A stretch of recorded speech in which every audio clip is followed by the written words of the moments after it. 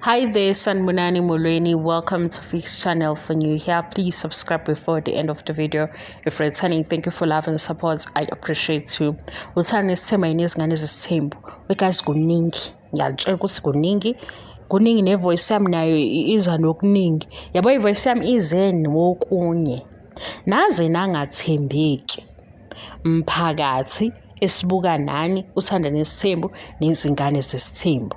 Aningitsheli iqiniso elimsulwa ukuthi kanti nginenkiyankiya engaka yento. Ivoice yami yimbi. Angathi ngize ngiphoxeke kanje. Ngicela ukuntsha ukuthi ngiyaxolisa ukuthi ngizoninyanyisa ngokuthi ngizoletha le voice yami embi eyisidina ngoba sengirecordile nginama video over 50. Into eyenza ukuthi ngingawaposti ngisabathe fix yini lena mangithi ngiyalalela ivoice.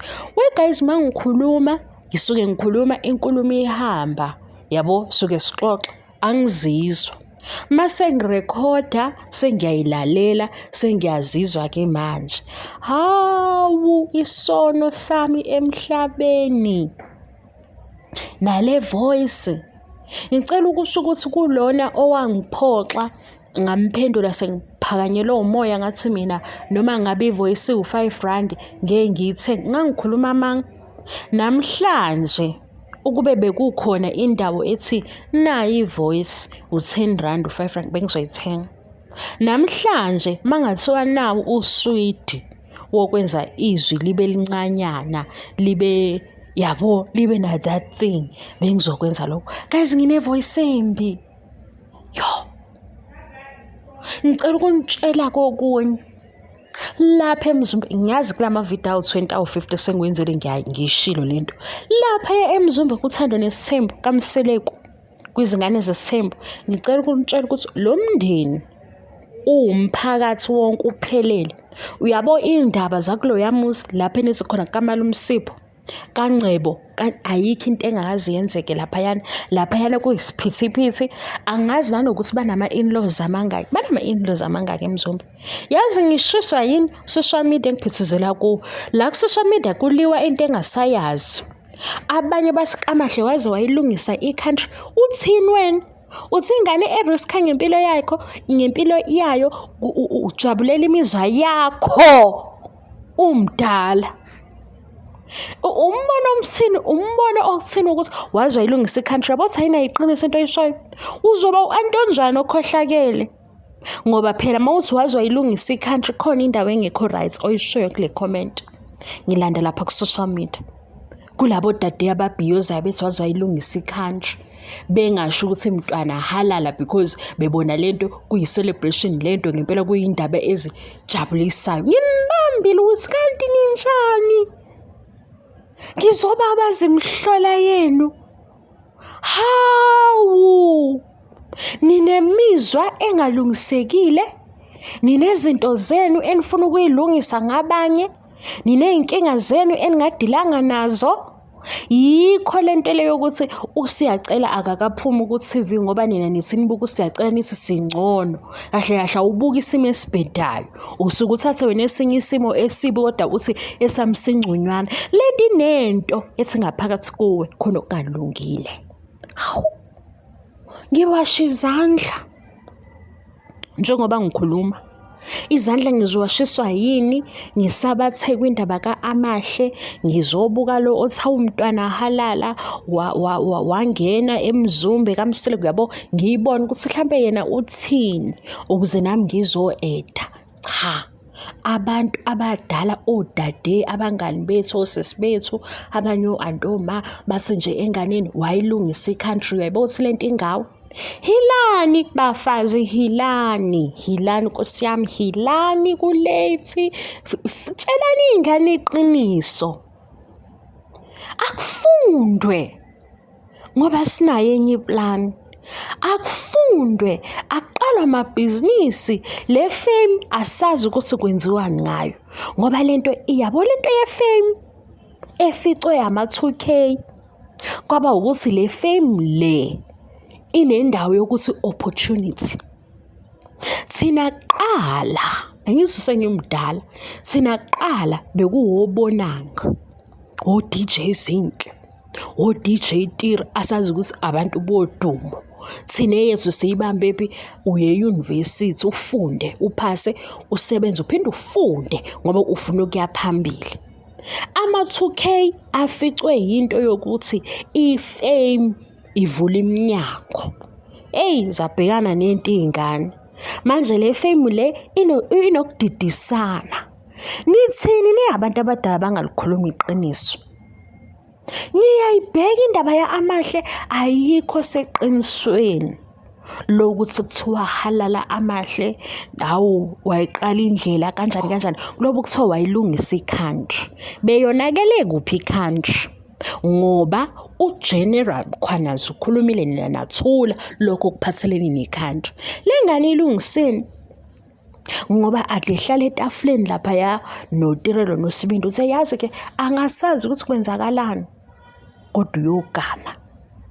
Usho njalo sekuvela inkulumo wathi naye akazi. Kanti uSibindi yena wathi uyoba ready phakathi. Hayi bandla. Kodwa bengithini?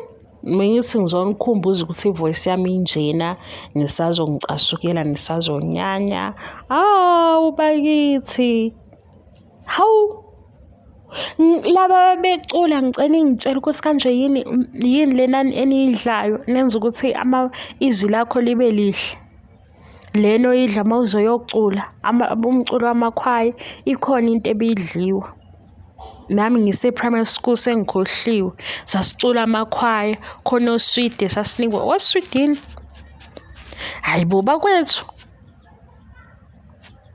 Kanti lento yabantu okuthiwa nje ivoice yakho AV6 ngiyoyizwa ngendaba. Angifakwanga kuleyo WhatsApp group. Hawu. Kanti mina yisiphi isabelo sami emhlabeni? Sengikhulume kangaka, ngikhuluma ngale voice nje. Ngiyenza phela la ama-video ngixoxa sixoxela we-guys ngesikhathi esivelayo ngale voice enjena. Hawu. Abangitshela abantu iqiniso. Ukuthi mangikhuluma isingisi ayifani, manje isingisi siyabaleka. Mangikhuluma isingisi iba nokuyishunashuna. Ngeke ngikwazi ukukhuluma isingisi ngihleba indaba ezingaka. Ngiyohleba kanjani ngesingisi? Bafethu. Ngaze ngaphoxeka ama-video azolandela lana, alandela nale voice yami njena. Bakithi kodwa ngenzeni? Usuku lanamhlanje ngicela ukutshela ukuthi yabo njengoba sikuze kushaya lesikhathi. Umzuzwane engikutholayo ngihamba ngiyolalela ngithi yiphi ivideo engizoyiposta ngithi hayibo kodwa le voice kwenze njani? Ngathi ngibindwa amagwinya, ngathi ngiyakhala kokunye ngathi flu.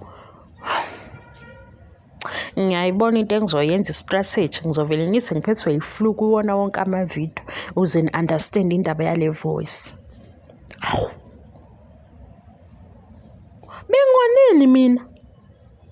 Ngoba yikho into engiyenzile ukuthi ngize ngibe ne-voice enjena. Angimsoli uSimakade, angimsoli uNkulunkulu, ngiyakwazi ukukhuluma kodwa le voice yaze yayidombolo. Kaze ngayithwala inkinga ngiyenze lutho.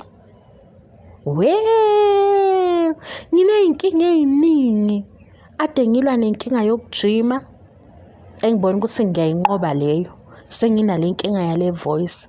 Ngizokwenza njani ngendaba yale voice ngoba i-technology manje u-YouTube akasafuni ukuthi sithathe ama-voice abanye abantu siwafake la.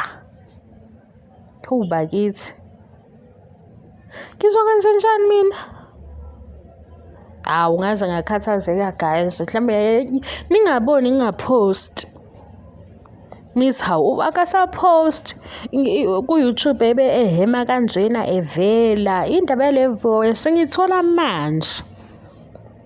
Like ngithole namhlanje iqiniso laleli izwe enginalo.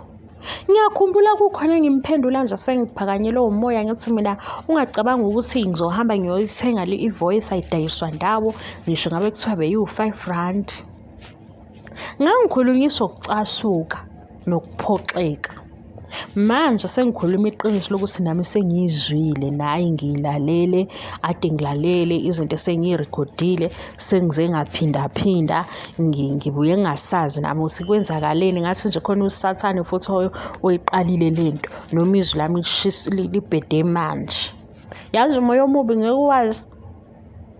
Hayibo guys, ngicela ngixoxelani, benithuleleni sonke lesikhathi ngoba ngake ngazama ukuyishuna ekuqaleni, bengiyoqhubeka nokuyishuna. Ngikhululekile nje ngithi akukho lutho oku-wrong, ngivele ngithathe ngirekhode kuhambe, ngirekhode kuhambe. Kanti angiziniki isikhathi sokuyilalela ngizwisise ukuthi nginale nhlobo embi kanje yephimbo. Hayi ngayigeza izandla. Hayi ziningi izinto sezingihlulile empilweni, kodwa le engihlule lena engihlula ngizokhala phela ngoba ngizoyilungisa kanjani. Hawu guys, ngase ngaphoxeka futhi okucunga ngizohlanyiswa ukuthi ngine-voice embi. Angazi ngiyazi into enje kulobo uzobe kuqala ngami emhlabeni. Hawu anisho eyokuhleka-ke ngiyakwazi ukuyilungisa ngoba ngiyakwazi ukuhleka nge-order ey'ndaweni ey'thile, ngihleke nami nje ngibe usisi o-serious. Kodwa ngesinye isikhathi angikwenzi lokho, vele ihleke noma ikanjani ukuya ngokuthi ngikuphi. Eye-voice ngizoyithini? Hawu umuntu uyahamba kasazi isici sakhe uthi nginesici esinjena esingeseze sahlukana nami. Hawu cha, ngimsora uSimakade ngokuthi nginayo i-voice ngiyakwazi ukukhuluma, kodwa yimbi. Kuyolungiswa kanjani-ke lokhu nami angazi guys, ngixolele futhi nje ngiyaxolisa, ngiguqe ngamadolo phansi, ngiyaxolisa. Le voice ibhora mina mnikazi wayo. Musa-ke nawe sengishilo ukuthi ivoice iyabhora, uzothela usawoti esilondeni uphinde usho kodwa fix ivoice yakho, ngicela ibe nozwelo. Sengishilo, asisekho isidingo sokuthi ningiphindele, ngiyacela. Ukhona owangiphoxa ekuqaleni futhi ngaphoxeka ngempela, yikho ngamphendula ngokuthi ngeke ngiyithenge ngisho iwu-R5. Manje senifuna ukungiphoxa futhi.